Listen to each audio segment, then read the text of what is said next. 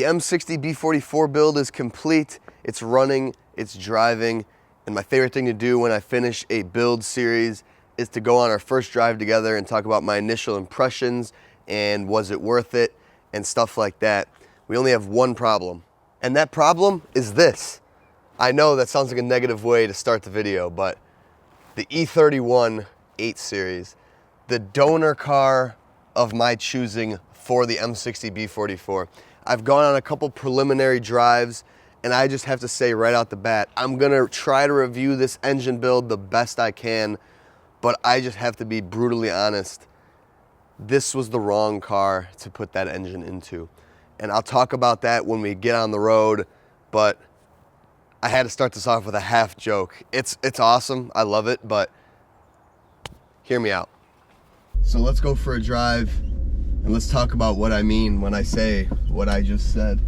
I really wish I did this build in a car that I had a lot more baseline experience with, because it is tricky to compare them when I drove this car with the blown up M60 only once, and otherwise no real experience with the car. I have M60 experience. I had my E34 540 that you guys remember, the white car with the 5-speed. So it was actually a 530 with a B40 in it, and that car was so awesome. And I had so much fun in it. So that's why, you know, I'm thinking this car has got to be insane with this M60B44, because to take an M60B40, which makes I think like a 290-ish rated horsepower, and then you increase the compression to 11:1, and you increase the horsepower and the torque. And now I've seen dyno results, people claiming that their M60B44 dynoed at like up to 350 wheel horsepower, like up to 360 torque, which is insane. That is like awesome. That's like S62 territory. Now, you know, you never know if these claims are real, what they did, but as far as I know, you can get these things up into the 300 wheel range easily. And I will say, it's maybe not the horsepower, but the torque especially, you can feel it right off the bat. 2,000 RPM, like, I've never driven a BMW where the low range RPMs like that, actually, like, you can feel them like you feel them in this car. So I will just say right off the bat, the low range torque is just there. I mean, it's completely noticeable. But back to the power numbers, all those numbers are manual cars. They are cars that are probably catless. And part of the way I wanted to build this car to keep it a true high-end E31 is, you know, keep the factory exhaust, keep the auto. I mean, I kind of had to keep the auto. It's just really hard to source the manual parts. And part of me regrets all that, because I think that this car as a whole is hindering this engine so much, because you're in a 4,000+ pound Grand Touring coupe that has so much technology packed into it and so much just advancements in compared to what a 95 E34 would be, that it really takes away a lot of the raw experience that you get from an older BMW. And that's why I'm really at a crossroads with this car as a whole, because, you know, when you're building an engine like this, you want to have fun with it. Like, you're building it because you want power increases, you want to have fun. And you know, if you put this, I can't help but think, had I put this M60B44 into an E34, how much freaking fun it would be. My 540, if you guys have been following me for a while and you remember all my videos with the 540, I declared that car as like the best bang for your buck daily driver older BMW. The fun factor, the noise, the power, and that was a stock B40. I think it had maybe it had a higher ratio diff, but stock B40. And I freaking loved it. And then you take a B44, you're upping the torque, upping the power. It would make that car, I think, insanely fun. But in this E31, it's not, the fun factor's not there for me. I don't think it's the engine's fault. I think it's the car's fault. So like, here, this is a matted. And I mean, it goes. Like you feel it and it goes. The auto trans is sometimes a little picky, but it is not a slouch by any means. So I feel like I started this video really negatively. You feel the horsepower, you feel the torque. How much I could feel them compared to what it was before is hard because I just don't have the experience driving it. But like, it's not a slouch. Like, this engine moves this big, heavy E31 really well. And that, I think, is a statement in and of itself, just because of the sheer fact of what this car is and what it weighs. Like, these are really big, heavy, luxury cars. So it is hard to make them move in a timely manner. You know, like 740s, E38, E32, big, boaty cars. They have V8s that power them, but they're not really fun. Whereas this car, it actually can be fun. I'm really just how do you say it, I'm like a manual purist. Like, if it's not manual, I have a hard time enjoying it, just because I think it's not as connected. And then part of it being an E31 and all the tech and all that stuff helps even more, making it feel not connected, just because of how, I mean, you know, like, you don't get road noise, you don't get the raw feeling like an E34. That means a lot of it being like a great car. Like, E31s are actually great cars, but I like my old BMWs for driving them like an idiot. I like them for fun factor, raw factor, and the E31 isn't really that car. So I'm having a hard time kind of like piecing them together. Like, it's, you know, like it's interesting because this setup does make more than an M70 would. Like, I do think that unless you have an S6 or an 850 CSI, I would say that this setup, tuned properly, catless, manual, is probably the most powerful experience you can get in an E31 in terms of like plug and play, drop-in motor, other than like an S62. And I mean, it definitely makes this thing like fun. Like, you know, you get the kick down, and I mean, it moves, you know, it roars up to the 60 whatever 100 red line, and you get to speed really well. And I mean, I know for a fact this car could keep up with modern traffic. It's not like an auto like 325i or a 525i that's just like, all right, like, I'm struggling to keep up with traffic. It's not a slouch, but this car just doesn't let you get the full experience, and that kind of bothers me, just for the sake of, there's a lot of work putting this engine in the car and all this work and stuff, and, you know, like, I guess that brings me into like the you know, the was it worth it in terms of cost. And it's hard to say no, because, you know, if you have an 840, 540, 740 with an OBD1 M60B40, the only really logical thing to do when you are looking to replace the engine, if it needs it, is an M60B44, because to find an M60B40 replacement is actually pretty difficult. And then you still gotta worry about the initial issues. You could always do an M62, but it's like, if you already have the 840, right? And usually it's not the heads that go bad, which is like what I did. You can buy an M62 like complete engine for like $1,000 or less. You take the bottom end, you sell off the rest of the stuff, and then, you know, the cost of assembly is the same as if you were to refresh an M60. So the cost to build, not bad at all. I mean, a very affordable little build for the money, for the power. I mean, it could all be done in like under $2,000 pretty much, and that's really cool, because it's not a lot of like NA builds on these cars. Will you actually net good horsepower and keep the budget low? I mean, like my ITB car, less power bump than this, and it costs like 5 times as much. So, you know, it's hard to be mad at it, you know. That's why it's like, even though it might not be the best chassis for what I did, I would have spent the same amount of money just getting the M60 running and driving again. So like, there's no reason not to do it, right? Let's just put it that way. It's easy to build, it's cheap to build, it's a freaking fantastic engine. The reliability with the better timing chain components, the better bottom end, and the simple non-Vanos heads is like a no-brainer, right? To do it. It's you cannot justify anything else other than doing the hybrid build because it's just that good.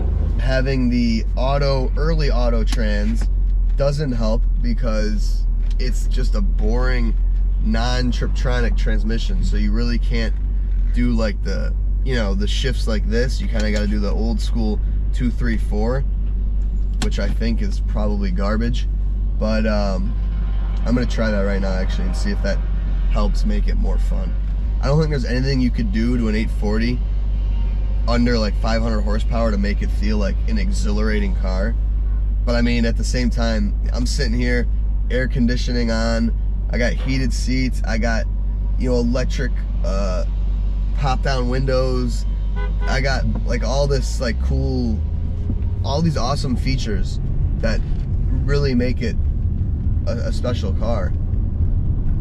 So let's see if I do the manual shifting mode.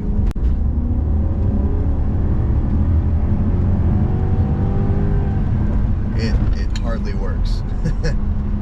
Yeah, so that doesn't help a whole lot. But I mean, it's a great car. Like when you do the step down, and even though it takes a bit, I mean, it's quick. It's a quick car. It's a quick engine.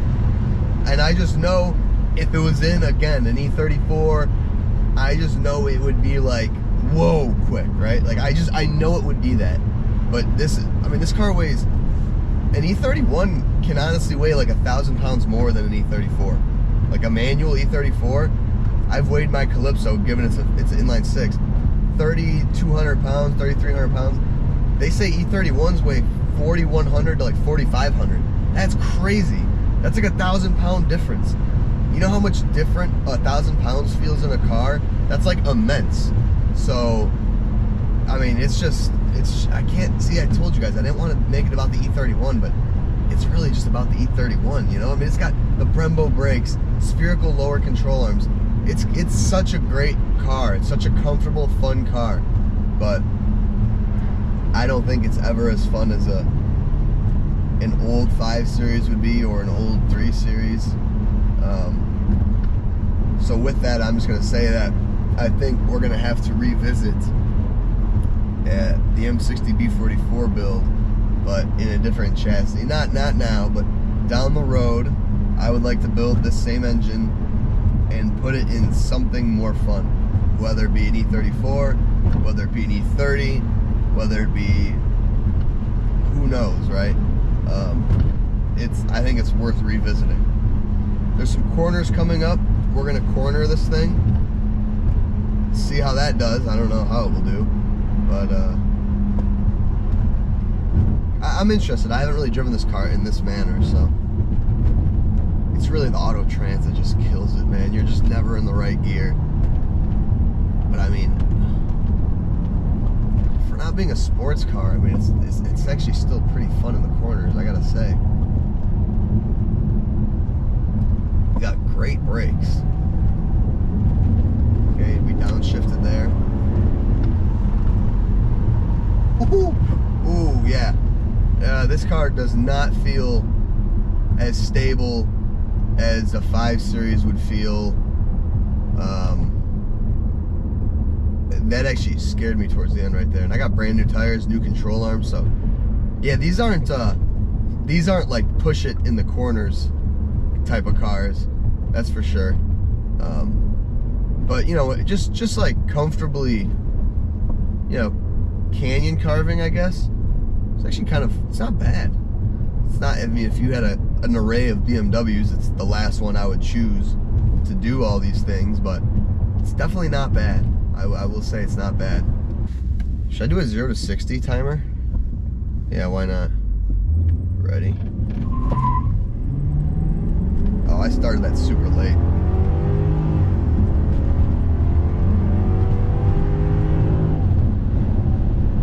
So 6.75 seconds.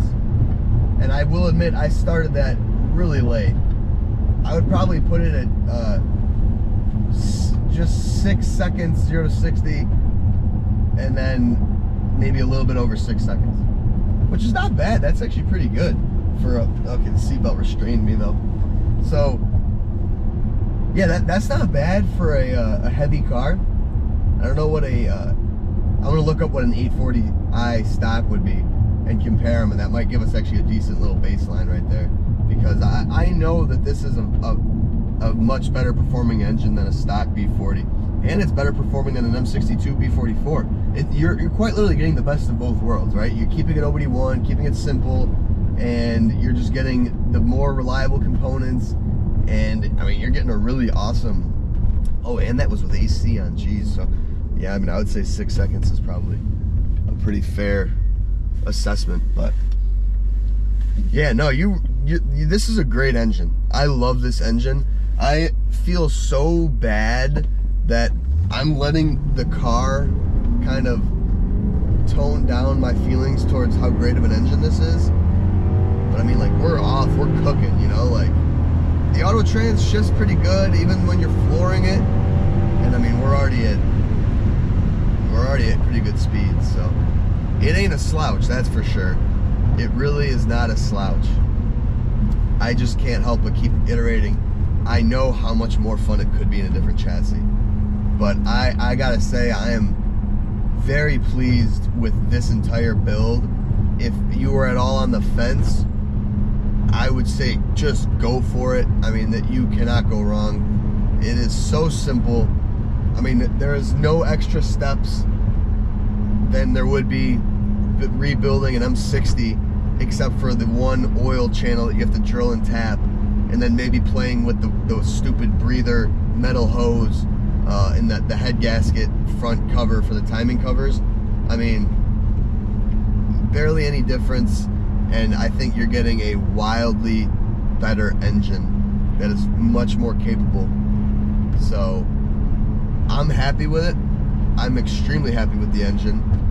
Everything about it, the build process, the costs, can't go wrong. Would I put it into an E31 again? No. Would I even buy an E31 again? I'm gonna be honest with you guys. This is kind of a case of like, they say I don't meet your heroes or something like that. I've always loved the E31. I've always thought it was a really awesome looking car, and it really is. I do love the look of the E31, but I gotta say, it's not for me in the driving world. I think it's a great car, and I think a lot of people, there's a reason why a lot of people love them, right? And I mean, it does what it's meant to do really good, and that's how you have to think about it. It's meant to be a grand touring car. It's not meant to be a sports car. It's meant to be a comfortable, expensive, technologically advanced car that in the day rappers bought, NBA players bought, rich people bought. And I mean, there's a reason for that, because this is a baller freaking car, and you can just feel it as soon as you hop in. But you know, when you're thinking about it like I think about it, and like you guys probably think about it, why do we love old BMWs, right? The raw sensation, the fun factor, the lack of technology and electrical. At least for me, I'd imagine it's the same for you guys. That's why we like them, right? They have charm, they have spirit, they have fun, they're quick for what they are because of what they are. And when you step into the big boy toy, you know, flagship car, you kind of take away that stuff, and that makes sense. I mean, you can't even be mad at the car for that. It does what it's meant to do really good, and that was basically to be a two-door sporty looking 7 Series. And I'll be damned if it's not exactly that. But when you're doing fun builds, you know, power builds and whatever, I just don't think it's really the car for that. So that's why I'm in such a mixed bag here. That's why I'm gonna absolutely revisit the M60B44 in a different chassis, and I think then we will really get we will harness the true power of a really awesome Frankenmotor. I really enjoyed this build. I really appreciate the feedback you guys gave me about this build. It seems like the community really liked it. A lot of people sharing it on Facebook and this, and then saying how great of a learning tool the video was, and that makes my day. That makes any build, no matter what car it's in, how much I like it, worth it. So thank you guys for that. Thank you for sticking around through this whole series. I got to admit, this will probably be the end of the road for E31 content at the moment, unless I could find a nice 850 to review or revive. But this car in of itself, I will be selling. If you're interested, let me know. Write me a comment, shoot me an email, Instagram, whatever. I just would rather take these assets from this car and funnel them into another fun build that's a little bit more me, you know. So anyways, thank you guys for watching. M60B44 gets 2 thumbs up. E31 gets like one of these. I'll see you guys in the next episode, whatever it is that we're building. Peace.